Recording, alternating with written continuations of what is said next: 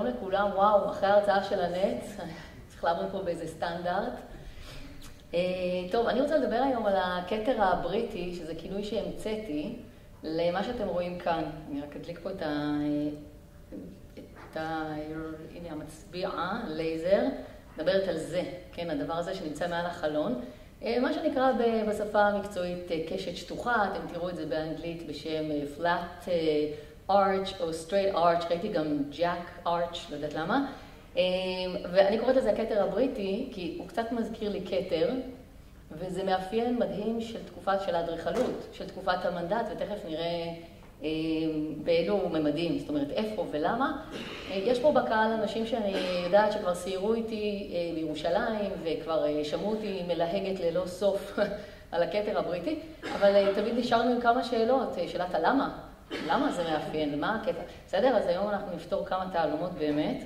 אני שנייה פותחת פה את המגירה למען נוכל להתקדם. תראו, אני רוצה לומר משהו בכלל על התופעה הזאת. ייתכן שראיתם אותה, אבל לא שמתם לב אליה. אני בתור ירושלמית ומורה דרך וחוקרת ירושלים, שמתי לב לעיצוב הזה, לכתר המוזר הזה, ממש מילדות. קלטתי שזה נמצא בכל מקום. כל מי שהסתובב בדאונטאון ירושלים, במרכז העיר, בבן יהודה, ראה את זה. זאת אומרת, זה פשוט נמצא, מי שלא מחפש ולא מסתכל אז לא שם לב, אבל זה ממש נמצא בכל מקום. את זה צילמתי ברחוב המלך דוד, אבל אם תסתובבו במדרחוב, ממש בבן יהודה, אתם תוכלו לראות את זה ממש על כל בית. כל בית. עכשיו, אני חשבתי בהתחלה שאולי זה איזשהו מאפיין של תקופת המנדט, וזה אני יכולה להגיד לכם בוודאות. הבתים המנדטוריים בירושלים נבנו ככה, ואני מזכירה לכם שתקופת המנדט זה בסך הכל 30 שנה, פחות או יותר, נכון? אם נעגל את המספרים, 1918 עד 1948, ואני יכולה לומר לכם בוודאות שזה מאוד מאוד נדיר עד בלתי קיים לפני כן, ונעלם לגמרי אחר כך. אז יש לנו באמת משהו מאוד מאוד מאפיין תקופה, ואני חשבתי לעצמי שאולי זה משהו שמאפיין בנייה ציבורית, מפני שבעיקר שמתי לב לזה במרכז העיר, אתם יודעים, בבניינים הגדולים, בנייני המשרדים המנדטוריים שהלא מרכז העיר ירושלים הוא המצאה המנדטורית. הבריטים תכננו אותו, בנו אותו בתוך שום דבר שהיה שם, הר טרשים קרח כמעט. אוקיי? אבל אז התחלתי להסתובב קצת בירושלים יותר, ושמתי לב שאם למשל תסתובבו ברחביה, פה אתם רואים בית ברחוב אבן גבירול, זה ממש על כל הבתים. עכשיו, כשאני אומרת על כל הבתים, אני מתכוונת על כל הבתים. זה מעניין, זה לא איזה מין הצעת הגשה כזאת שחלק... לא, זה ממש כאילו הכריחו אותם, היו חייבים לבנות ככה. זה אני יודעת בוודאות שלא, אז למה? אז למה אנחנו רואים את זה בכל מקום? חשבתי שאולי זה עניין קונסטרוקטיבי. זאת אומרת, אולי זה פשוט נועד להחזיק יותר טוב את המבנה. אנחנו תכף נדבר על פונקציונליות של קשת. ואז אמרתי, אולי זה גם קשור, אתם יודעים, לסוג האבן או לעיצוב של האבן, אך לא. מפני שאז שמתי לב שיש גם, למשל, הנה עוד בית ברחביה, אתם רואים שהעיצוב, הסיטוט של האבן הוא שונה, זאת אבן, מה שנקרא טובזה, למי שמכיר, האבן בהיריון הזאת, הבולטת, לעומת התלתיש פה שהיא חלקה, וגם כאן אי אפשר לפספס את הכתר הבריטי. התעלומה הולכת וגדלה, מפני שגיליתי שזה ממש לא רק בירושלים, יש פה כמה אנשים מופתעים בקהל, יודעים שאני אחרי שער הגיא, לא כל כך מעניין אותי, אבל אז גיליתי שהכתר הבריטי הזה באמת קיים בכל מקום. למשל בחיפה, מי שמכיר את בית העירייה של צ'ייקין, יודע שהוא מאוד מאפיין את התקופה המנדטורית, הוא קצת מזכיר לירושלמים את בית הדואר, נכון? בית הדואר המרכזי. יש בו את הקשת המאוד אוריינטלית, ואיזושהי הגשה חצי מודרנית, חצי מפעם, ולא כל כך שמים לב, עד שמתקרבים, שגם עליו יש, על כל הפתחים, על כל הדלתות, על כל החלונות שאינן קשת, יש כתר בריטי. חיפה בכלל, אני הופתעתי לגלות שהרבה מאוד מהמבנים, מבני האבן, וזה באמת רוב רובה של העיר, גם הבתים הציבוריים וגם הפרטיים נבנו עם הדבר הזה. אתם יכולים לראות למשל פה את בית העתירה שנמצא על הכרמל. אפשר לראות פה צנוע, ובכל זאת על שני החלונות אפשר לראות יפה את הכתר הבריטי הזה. או למשל בית תאופיק טובי, למי שיש הרבה מאוד בנייה כמובן ערבית בחיפה, אז זה נראה כמו סתם עוד בית מנדטורי, אבל אם מסתכלים ממש מקרוב, אני אפילו הגדלתי לכם את זה, שלא תגידו שאני עובדת עליכם, אז הנה, הבית הימני, החלון הימני, אתם רואים ככה בצניעות, אבל קשה לפספס פה את הכתר. דבר שמאוד בולט בכל הכתרים האלה, בין אם הם גדולים, מפוארים או פשוטים, שמספר האבנים הוא תמיד אי זוגי. רואים את זה? במקרה הזה יש פה 5 אבנים, זה קשור כמובן לעיצוב, אנחנו רוצים ליצור איזושהי אבן ראשה, נכון? כי זה מה שיש תמיד בקשת. אבל זה לא קשת, זה שטוח, מה הולך כאן? בסדר? אז רק תשימו לב לדבר הזה, יש לנו כמה תעלומות שצריך לפתור. עוד דבר שאפשר לראות הרבה פעמים, גם כבר בבית הזה של טובי, אתם יכולים לראות, קשה לראות, אבל תצטרכו להאמין לי שזה פה, במסגרת של החלון משולב הכתר הבריטי. אני אתן לכם עוד דוגמה של זה. למשל בית מושיוף, שלא תגידו שרק ערבים בנו ככה. בחיפה, אז למשל אתם רואים כאן בבית הזה, מתקופת המנדט, אפשר לראות כאן את האלמנט הזה, העיצובי של הכתר הבריטי, הוא משולב בתוך המסגרת של החלון. אוקיי? אני ממשיכה ככה בסקירה כדי להגיד לכם שמצאתי כל מיני עיצובים, זה לא תמיד רק ככה שטוח לגמרי, כי מי שמכיר פה את בית וילבוש, שנמצא בחיפה, ברחוב ירושלים. יש לו כתר הרבה יותר מעניין. אני צבעתי פה שניים רק כדי שתוכלו להתרשם, שזה לא רק עיצוב רגיל, שטוח, אלא גם יש כל מיני סלסולים יפים. לא רק בחיפה, הנה, רחוב גולני למשל, בטבריה, שהוא רחוב שכולו בתים מתקופת המנדט, קשה קצת להבחין, כי יש פה איזה גיבובים של כל מיני מזגנים ועניינים, אבל הנה, ממש אפשר לראות כאן מעל הפתחים, מעל החלונות, אתם ממש יכולים להבחין פה, עברתי ממש בית, כולם עם הכתר הבריטי. חברון זה מאוד מעניין, כי בחברון יש לכם בנייה היסטורית, עות'מאנית, קלאסית, מי שהיה פה בשנה שעברה בכנס, אני דיברתי על החלון הזוגי, כן? הפכתי להיות חלונאית מוסמכת, אז הנה, החלון הזוגי כאן, אז הוא כאילו מפעם, זה מייצג את האדריכלות של פעם, והרבה פעמים רואים בערים העתיקות, גם בשכם אגב רואים את זה, שבקומות העליונות, כשהחמולה גדלה, אז כשהדור הבא בנה את הקומות הבאות מעל המבנה ההיסטורי, אז כבר תראו, זה תקופת המנדט, והנה אנחנו רואים את הכתרים הבריטיים בכל מקום. אני חיפשתי באזור שלא כל כך בונים בו באבן. שאלתי את עצמי אם זאת פונקציה של משהו שמאפיין, מקומות שבונים בהם באבן, כמו ירושלים או חיפה, או מקומות שראינו, או שאולי זה משהו שהיה מין איזה חיוב מציאות, ואז ככה בנו גם במקומות, נגיד מישור החוף, שהבנייה בו היא דווקא לא באבן, יותר נגיד בקורקר או בטיח או בחול או בבטון.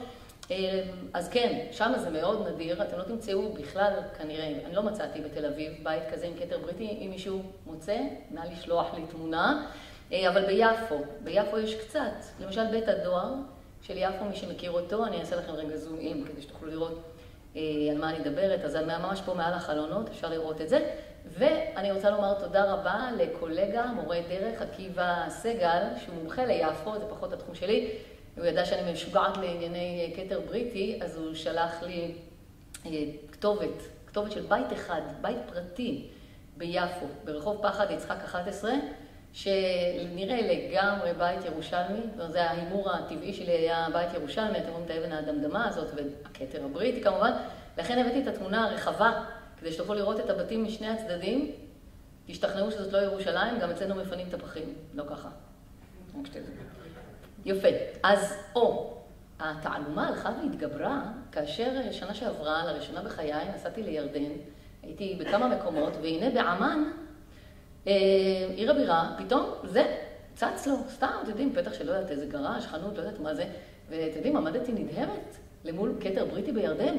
התחלתי להסתכל שם על הרחובות, להסתובב שם, ווואלה, המונים, זאת אומרת, לא כל כך הרבה כמו אצלנו, זאת אומרת, זה לא ממש כל בית, אבל הרבה מאוד מהבתים האלה, שוחחתי אגב עם האיש שגר בבית הזה, סקרן אותי, אתם רואים, זה בית ערבי קלאסי, שאנחנו רואים גם אצלנו, אבל אני חושבת שקשה לפספס פה, אתם רואים את הכתר הבריטי שמעטר את המרפסת הפנימית הזאת, זאת אומרת, זה מעניין, יש מצד אחד קשתות אוריינטליות, אבל גם הכתר הבריטי, שוחחתי איתו, הוא אמר שזה בית משנות ה-40, מה שמסתדר מצוין עם העיתוי, עם תקופת המנדט, וכך הסתבר לי שגם בירדן בנו ככה, והמון כתרים בריטיים.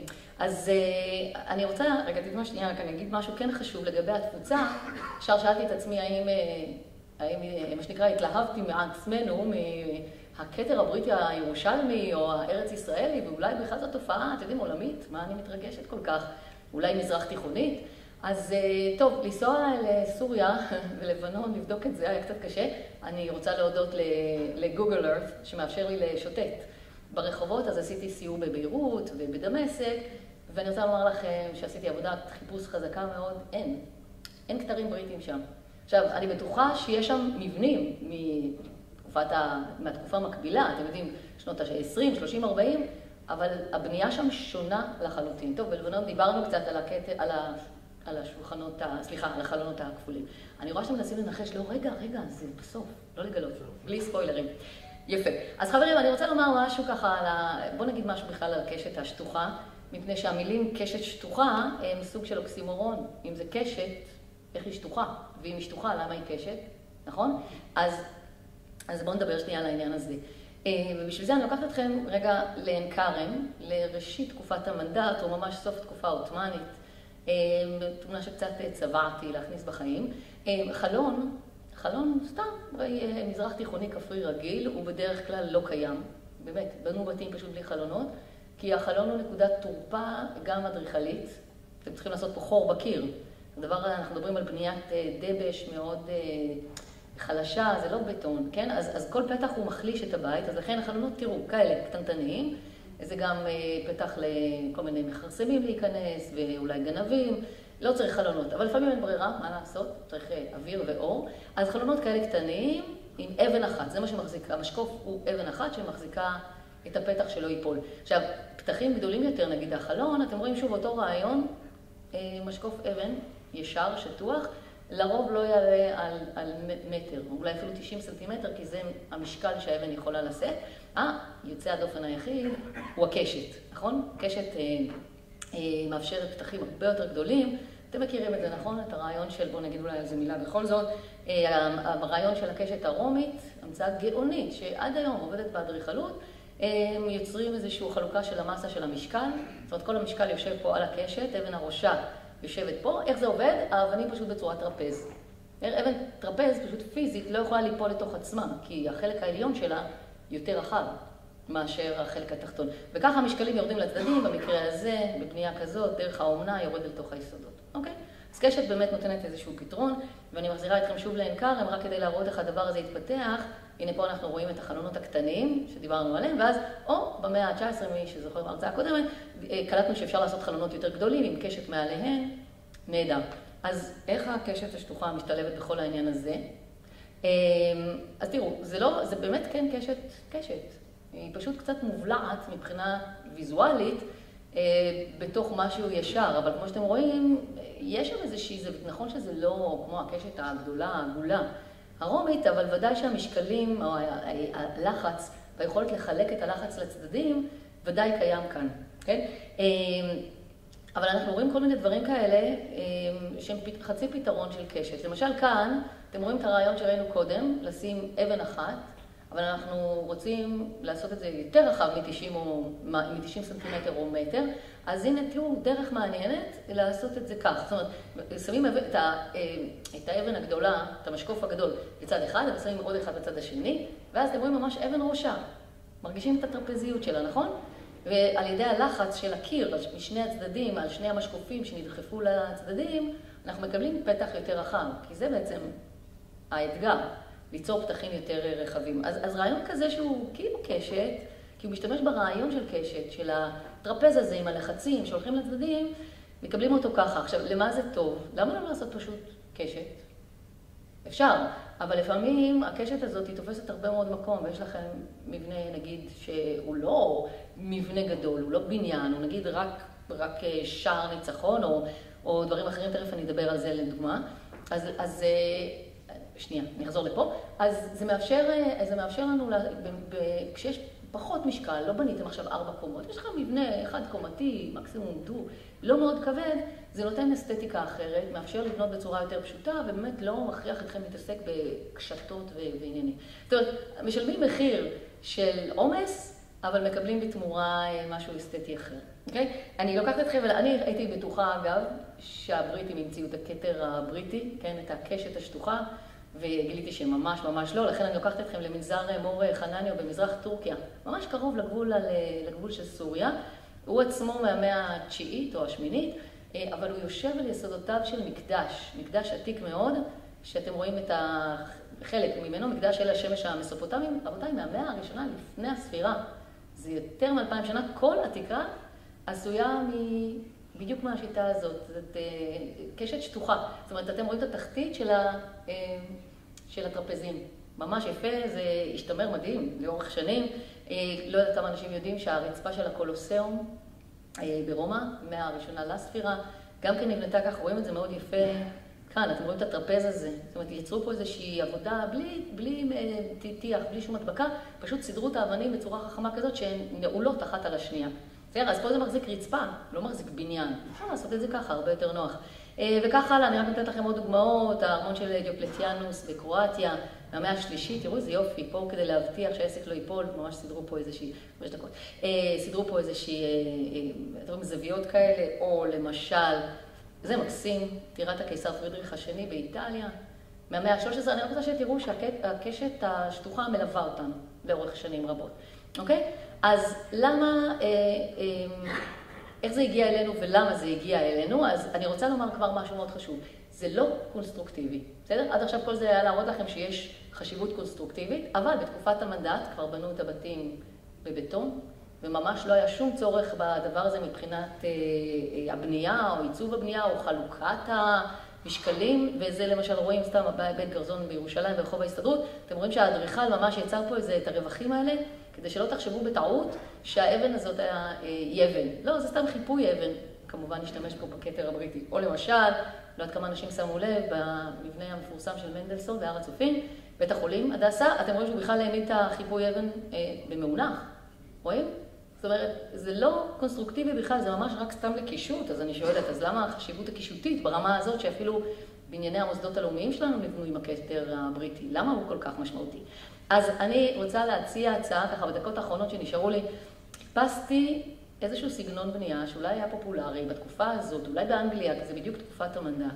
אז מצאתי את זה, תראו, יש את מה שנקרא הסגנון הג'ורג'יאני, הג'ורג'יאן ארכיטקצ'ר, אתם רואים שהוא קצת ישן יותר, הוא מ-המאה ה-18, תחילת המאה ה-19. מבנה, אני מתארת לעצמי שאתם מכירים מבנים כאלה, כל מי שטייל באירופה, בעיקר באנגליה או ווילס, רואים את זה בסקוטלנד, רואים מבנים כאלה כבדים, קופסאות כאלה, יש כל מיני מרכיבים אדריכליים לדבר הזה, אבל אני חושבת שמאוד קשה לפספס את העיצוב הזה מעל החלונות, ששם באמת יש לו מטרה קונסטרוקטיבית. אצלנו, כמו שאמרתי, לא, אבל זה קצת מוקדם. אבל אני רוצה לראות לכם עוד דוגמה, כי הדבר הזה התפשט למשל בית האוקטגון בוושינגטון, זה התפשט גם לארצות הברית, בלונדון למשל, תראו, ממש הכתר הזה תפס בחלק מהמקומות הרבה מאוד מקום. רגע, אבל המורה, זה לא מסתדר, אתם אומרים, כי זה בכלל לא המאה ה-20, אנחנו מדברים על הכתר הבריטי המנדטורי, נכון? אז רציתי להגיד לכם שהייתה איזושהי פריחה של סגנון אחר, שקוראים לו The Colonial Revival Architecture, הסגנון התחייה הקולוניאלית, בארצות הברית דווקא. וזה ממש קורה בדיוק בשנים האלה. הוא כאילו לקח את הקופסאות הכבדות האלה של הסגנון הג'ורג'יאני, נתן לזה איזושהי כלילות, קצת סובלימציה, עידון כזה של העניין. הרבה דברים השתנו, הרבה דברים נשארו. מה שמאוד בולט כמובן, זה הכתר הזה. זה הפך להיות מאוד מאוד פופולרי, אני מראה לכם ככה כמה דוגמאות, כי אני רוצה ככה לשאוף לסוף. ואני רוצה להציע בזהירות, שיכול מאוד להיות שכאשר התחילו לבנות אצלנו, זה רחוב המלך ג'ורג' בירושלים, הסגנון הזה, הסגנון התחייה הקולוניאלי, היה כל כך פופולרי, הגיע אגב חזרה מארצות הברית לאנגליה, הפך להיות כל כך פופולרי, אף אחד באנגליה לא בנה בית בתקופה, בשנים האלה, כמעט אף אחד שלא בסגנון הזה. ואני רוצה להציע בזהירות שיכול להיות שהנה ארצנו הפרימיטיבית, אחרי 400 שנות שלטון עות'מאני, כבר לא צריכה את הקשתות ואת כל הפתרונות האדריכליים של פעם, רוצה משהו חדש. אז כן, משהו חדש, אבל תראו באיזה הגשה. אף אחד אף פעם לא מסתכל על הבתים היפים ברחוב המלך ג'ורג', אבל כולם כמובן עם כתר בריטי, ואנחנו רואים איזו הגשה אלגנטית כזאת שהיא מאוד אירופאית, היא מאוד אנגלית. אז יכול להיות שהנה אנחנו סוף סוף, אני מזכירה לכם שתקופת המנדט התחילה במצב רוח טוב, שמחנו שהבריטים הגיעו, אז אולי זה היה רעיון, לתת איזה טאץ' כזה של משהו מודרני, אנחנו רואים את זה בשנות ה-30, כשהסגנון הבינלאומי כבר משתלט, אבל בירושלים למשל, שחייבים לבנות באבן ירושלמית, אז זה יכול להיות פתרון מאוד מוצלח. אפילו תראו, אפילו בבית הזה, מכירים? אלון פלס, בירושלים אתם רואים מבנה מאוד מזרחי, מאוד מורי אפילו, יש פה קומה שלמה שבנויה עם הכתר הבריטי הזה. אז רק אני ממש מסיימת משפט אחרון, לאן נעלמה הקשת השטוחה? הרי סיפרתי לכם שזה היה מאוד פופולרי, ברמת אין לבנות בית בלי זה. בטח במקומות שבונים באבן, במשך 30 שנות מנדט ואיזה בום נעלם, ממש נעלם, לא תראו את זה יותר. אז למה? אני תמיד חשבתי שזה רק קשור לעניין הכספי, יצירה של כתר בריטי, זה עבודה, זה להביא את הסטת לשטח, הוא צריך למדוד את המרווח, לחתוך את הזה, את האבנים בדיוק שיהיה אי זוגי. זה סיפור מאוד יקר, אני מזכירה לכם שכשהבריטים יצאו מכאן, התחילה פה תקופת הצנע, בנו פה בנייה מאוד מהירה, מאוד טרומית, התחיל לארגן כתרים, זה היה קצת מיותר, אבל אז גיליתי, למשל בעמן, הבית הזה, שימו לב, יש לו כתר בריטי, אבל זה בית מודרני, שם זה לא הסתיים, אצלנו זה נעלם, אבל הסתובבתי הרבה בעמן, ומצאתי שבירדן, במבנים המאוחרים יותר, תראו מה קרה, אני קוראת לזה הכתר הבריטי המזויף. הם התחילו להתקמצן, או לא יודעת מה קרה שם, ופשוט לקחו את האבנים כמו שהם, ובמקום לפתוח את המפה, הם פשוט לקחו את האבן הרגילה, שוכבת, פשוט העמידו אותה. אז אנחנו מקבלים מין כזה דבר שכזה, וזה בג'רש למשל, אתם רואים מה קורה כאן? סתם, אבנים שהעמידו אותן במאונח במקום במאוזן. רציתי רק לומר, וזה ממש הסוף, שמצאתי את זה בירושלים המזרחית. מסתבר שבכל 19 שנות העיר המחולקת, כשאצלנו כבר מזמן לא בונים עם כתר בריטי, אתם רואים זה למשל בבית צפאפא, אתם רואים את האיתור הזה של הכתר הבריטי המזויף, או למשל בבית חנינה. כל מי שהסתובב בירושלים, בבית חנינה, בשועפאט, וילות כאלה עם כתר בריטי מזויף. זאת אומרת, הם המשיכו עם הסגנון, קצת סידרו אותו אחרת. אצלנו זה נעלם, ואני חושבת, וזהו, משפט אחרון באמא שלי, באמת, אני חושבת שזה לא רק העניין הכספי, כמו שחשבתי עד עכשיו, אלא יכול להיות שיש פה גם משהו קצת פוליטי. כי תקופת המנדט הסתיימה בטריקת דלת סוערת מאוד, וכל הרצון להיות קצת אירופאים, קצת אנגלים, להיות חלק מהעולם הגדול, אני חושבת שלא רצינו את זה יותר, זה היה דווקא בוא נעשה משהו שהוא ממש לא המנדטורי. אז לתעלומת הקשת השטוחה, אני מקווה ששכנעתי אתכם, גם קודם כל אני רוצה שתראו אותה כשאתם בשטח, וגם אני מקווה ששכנעתי אתכם בהשפעות שלה וגם בסיבות היעלמותה. זהו, תודה רבה.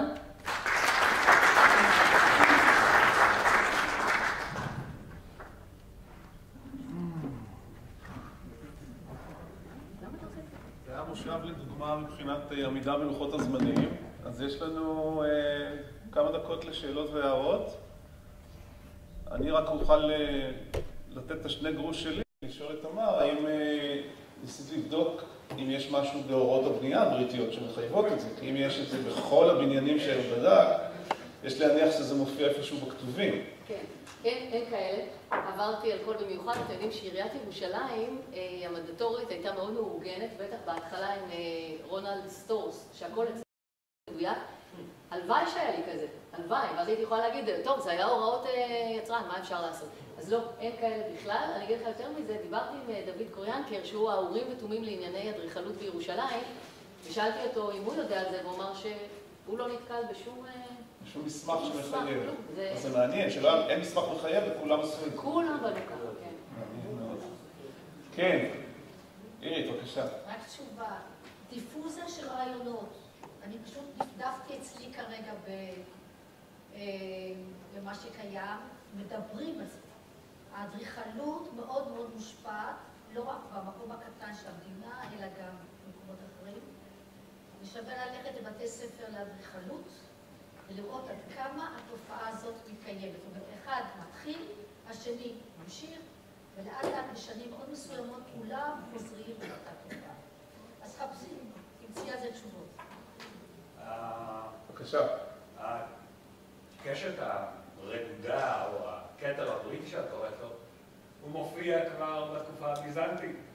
הוא מופיע בתקופה הרומית. אני אומר, בארץ יש לו שפע של דוגמאות מהתקופה הביזנטית, בישען, בגולן. הרעיון הוא די פשוט. כשאני בונה באבן, אני חייב את זה. אני חייב את הקשת. ולא משנה אם היא קשת רדודה או קשת קלאסית.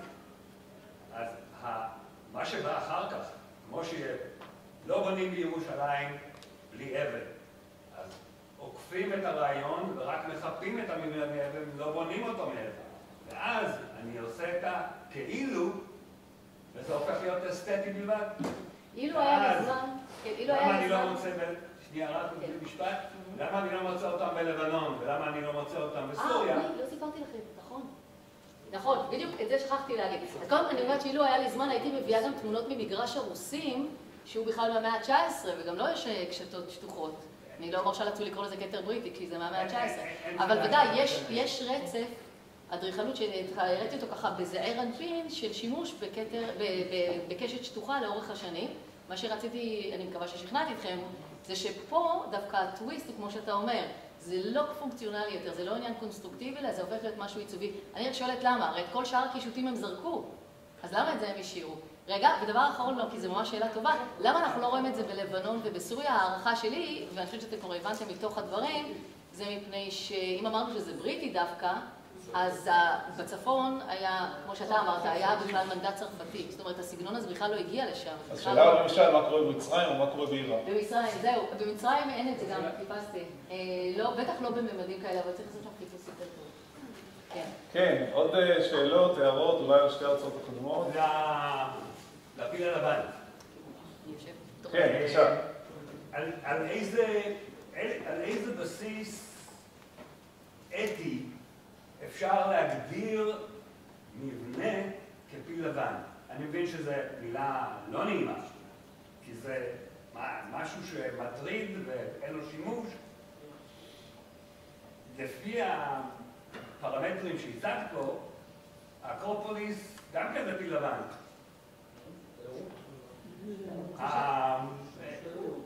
לא, ברגע שמשתמשים במבנה לצורכי תיירות ואפשר להיכנס אליו, אז הוא לא פיל לבן. כלומר שילוב, השמשה. ההשמשה שלו, זה לא השמשה, זה לשקם את המבנה ולא לשפץ אותו, אלא לשחזר אותו. לא בהכרח לשחזר. אם אנחנו מדברים על שימור, אז השיפוץ הוא לא בהכרח שימור. נכון, מדברים על יש לנו שימור. פה בעיה כבדה. עם ההגדרה הזו, את כבר מבטלת את הצורך ולשמור אותו. כשאני קורא לו פיל לבן, כי זה שימוך של כל הרעיון. אז אתה שואל למה היא משתמשת במושג פיל לבן? למה להשתמש בפיל לבן? ואם אני הולך על פיל לבן, יש עוד מלא מבנים קדומים שהושקעו בהם משאבים רבים מאוד. לא בטוחה לגמרי, אבל הסיבה שאני בחרתי בבתי עם ותרבות case study לפילים לבנים, זה בגלל שהם נכסים אידיאליים לשימור, זה הסיבה, אוקיי? עכשיו מדברת על שימור ולא על עתיקות, על אחרי 1700 ולא לפני 1700, מה שאמרנו. לא ירדתי לסוף דעתך לגבי מה שאמרת על הפילים הלבנים, זה אולי אם אין לו, אם עדיין. יש לו אופי